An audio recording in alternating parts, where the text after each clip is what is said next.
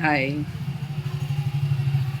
కొంతమందికి అవసరమైనప్పుడు చేయించుకోవటం తెలుసు. మళ్ళీ ఆళ్ళకి తిరిగి చేసేటప్పుడు ఎన్ని బొంకుతారో, ఎన్ని నాటకాలేస్తారో, ఎన్ని వగలబడతారో ఇది మాత్రం అస్సలు కరెక్ట్ కాదు ఫ్రెండ్స్. ఎందుకో తెలుసా? కుటుంబం అని ఉంటే, కుటుంబంలో ఎవరో ఒకళ్ళు చేస్తుంటే మిగతా వాళ్ళు చూస్తూ ఉంటారు. అలాగే ఇప్పుడు ఆళ్ళ దగ్గర మనీ ఉన్నాయి చేశారు. రేపొద్దున మన దగ్గర ఉంటాయి మనం చెయ్యాలి. బ్రతికున్నంత వరకి భూమి మీద ఒక నాటకం ఫ్రెండ్స్. ఈ భూమి మీద ఎన్నో సంవత్సరాలు ఉంటున్నామని దాసేసుకొని చేసిన మేళ్ళు మర్చిపోయి ఎవరికన్నా హెల్ప్ చేయాలన్నా కానీ చచ్చిపోతున్నారు మనుషులు.